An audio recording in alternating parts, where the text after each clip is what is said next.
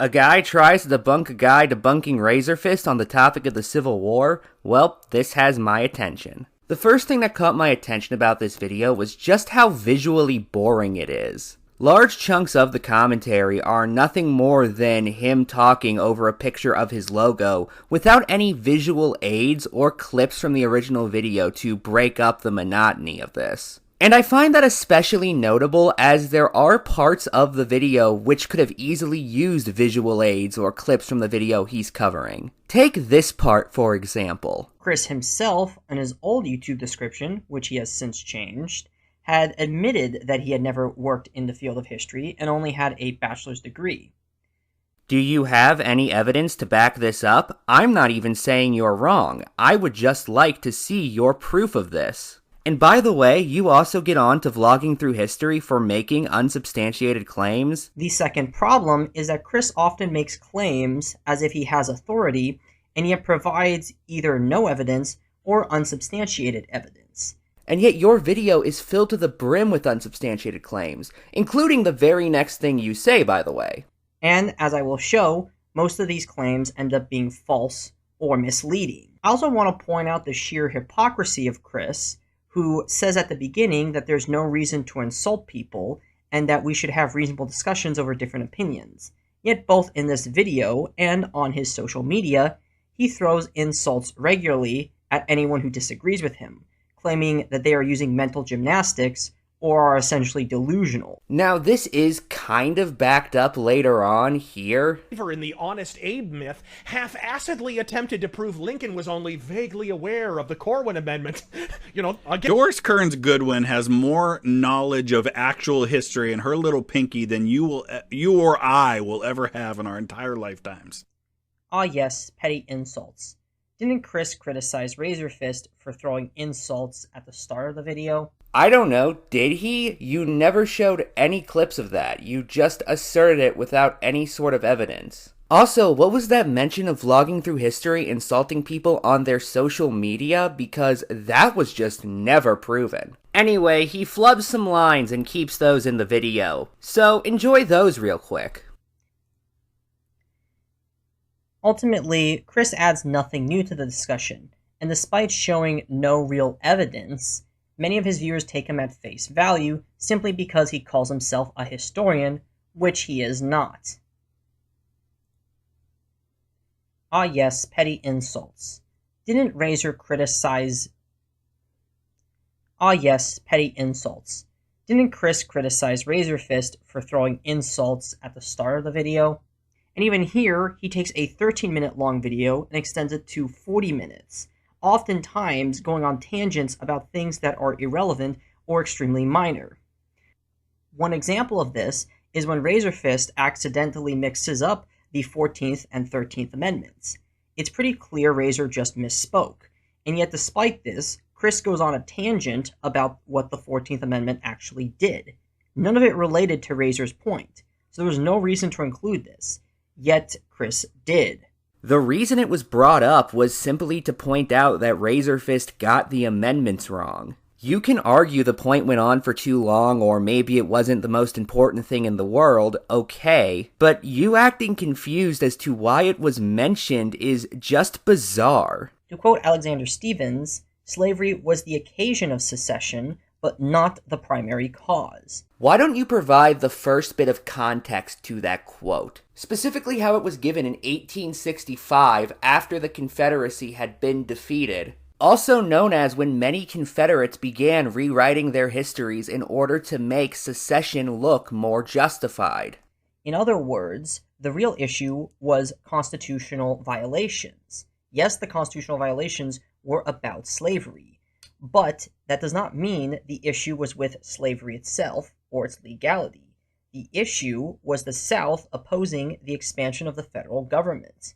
Never mind how the Confederacy consistently had calls for a more centralized government during its existence, meaning an expanding federal government was not something they were inherently opposed to. As we can see, South Carolina does mention constitutional violations as a cause for secession, which the founders believed were justified.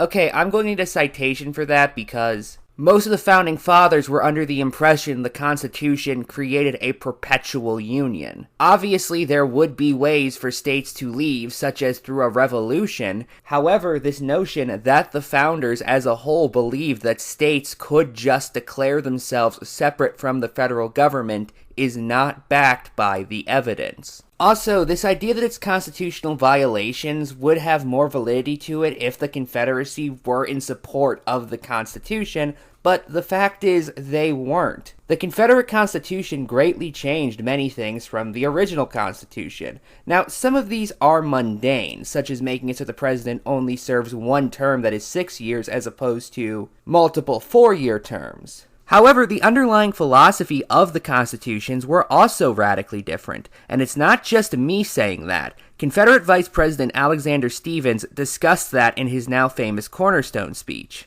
But not to be tedious in enumerating the numerous changes for the better, allow me to allude to one other, though last, not least. The new Constitution has put at rest, forever, all the agitating questions relating to our peculiar institution African slavery as it exists amongst us, the proper status of the Negro in our form of civilization. This was the immediate cause of the late rupture and present revolution. Jefferson in his forecast had anticipated this as the rock upon which the old Union would split. He was right. What was conjecture with him is now a realized fact. But whether he fully comprehended the great truth upon which that rock stood and stands may be doubted. The prevailing ideas entertained by him and most of the leading statesmen at the time of the formation of the old Constitution were that the enslavement of the African was in violation of the laws of nature, that it was wrong in principle, socially, morally, and politically. It was an evil they knew not well how to deal with, but the general opinion of the men of that day was that, somehow or other, in the order of Providence, the institution would be evanescent and pass away. This idea, though not incorporated in the Constitution, was the prevailing idea at that time. The Constitution, it is true, secured every essential guarantee to the institution while it should last, and hence no argument can be justly urged against the constitutional guarantees thus secured because of the common sentiment of the day. Those ideas, however, were fundamentally wrong. They rested upon the assumption of the equality of races. This was an error. It was a sandy foundation, and the government built upon it fell when the storm came and the wind blew. Our new government is founded upon exactly the opposite idea. Its foundations are laid, its cornerstone rests upon the great truth that the Negro is not equal to the white man, that slavery subordination to the superior race is his natural and normal condition. This, our new government, is the first in the history of the world, based upon this great physical, philosophical, and moral truth. This truth has been slow in the process of its development, like all other truths in the various departments of science. It has been so even amongst us. Many who hear me, perhaps, can recollect well that this truth was not generally admitted even within their day. The errors of the past generation still clung to many as late as 20 years ago. Those at the North who still cling to these errors with a zeal above knowledge we justly denominate fanatics. All fanaticism springs from an aberration of the mind, from a defect in reasoning. It is a species of insanity. One of the most striking characteristics of insanity in many instances is forming correct conclusions from fancied or erroneous premises, so with the anti-slavery fanatics. Their conclusions are right if their premises were. They assume that the Negro is equal and hence conclude that he is entitled to equal privileges and rights with the white man. If their premises were correct, their conclusions would be logical and just, but their premise being wrong, their whole argument fails. I recollect once of having heard a gentleman from one of the northern states of great power and ability announce in the House of Representatives with imposing effect that we of the South would be compelled ultimately to yield upon this subject of slavery, that it was as impossible to war successfully against a principle in politics as it was in physics or mechanics. That the principle would ultimately prevail. That we, in maintaining slavery as it exists with us, were warring against a principle founded in nature, the principle of the equality of men. The reply I made to him was that upon his own grounds we should ultimately succeed, and that he and his associates in this crusade against our institutions would ultimately fail. The truth announced that it was as impossible to war successfully against a principle in politics as it was in physics and mechanics. I admitted it, but told him that it was he, and those acting with him, who were warring against a principle. They were attempting to make things equal, which the Creator had made unequal.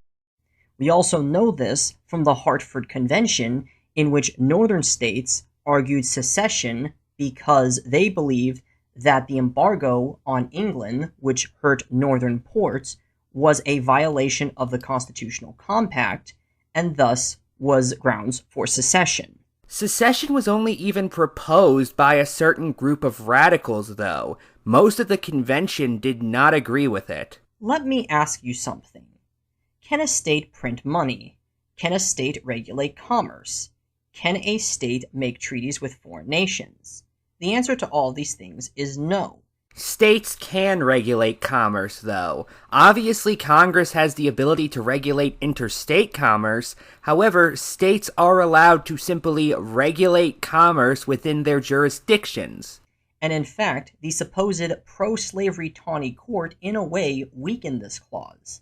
In Priggs v. Pennsylvania, in a unanimous ruling, the court declared that while states could not declare runaway slaves as freed, it did state that the states in question did not have to provide any federal aid to slave catchers.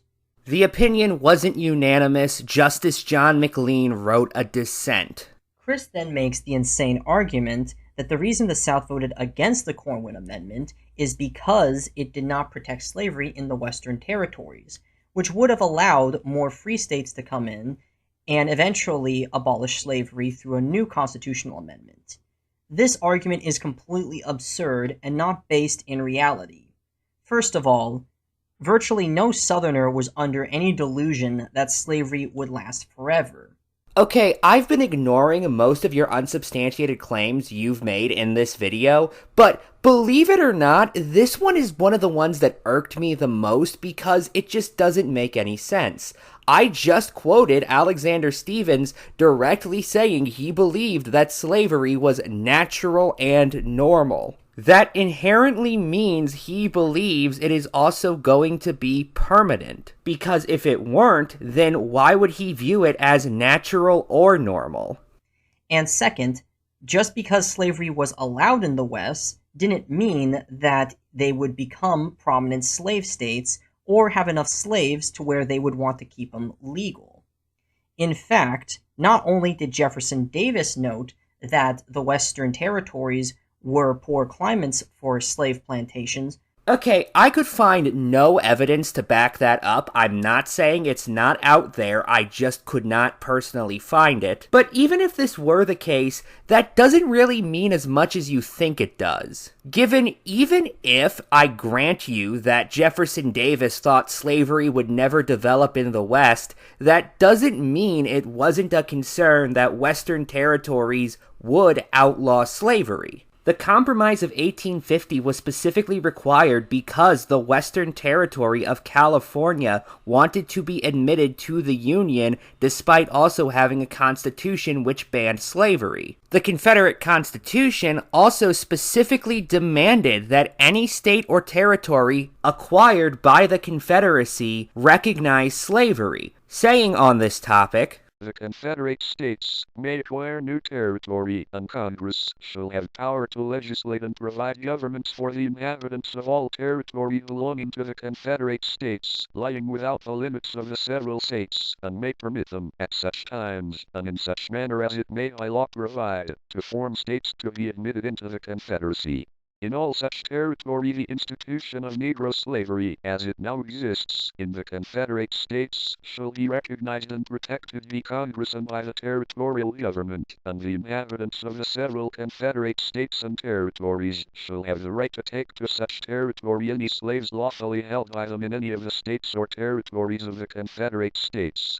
But even some Northerners were willing to admit the same. Daniel Webster, a prominent New England senator, who was against slavery, noted that a ban on slavery in the Western territories was not only unconstitutional, but unnecessary. Webster was not opposed to slavery, though. He was perfectly fine with it continuing in the South and even attacked northern abolitionists who wanted to get rid of the practice nationwide. Anyway, here's an editing error. Themselves without the say-so of the federal fucking government. A fact the Confederate Constitution ties a great big bow on by outright banning protective tariffs of any kind. Hell, half the time... Well, nobody's arguing that the South had a problem with tariffs. That's absolutely the case. They didn't secede over tariffs. Tariffs aren't mentioned once in any of those secession documents. They're not. It was supposed to cut to vlogging through history, but only the audio from the clip was played for some reason. My final thoughts are that this video was clearly made by somebody with no understanding of history. Good night, and good luck.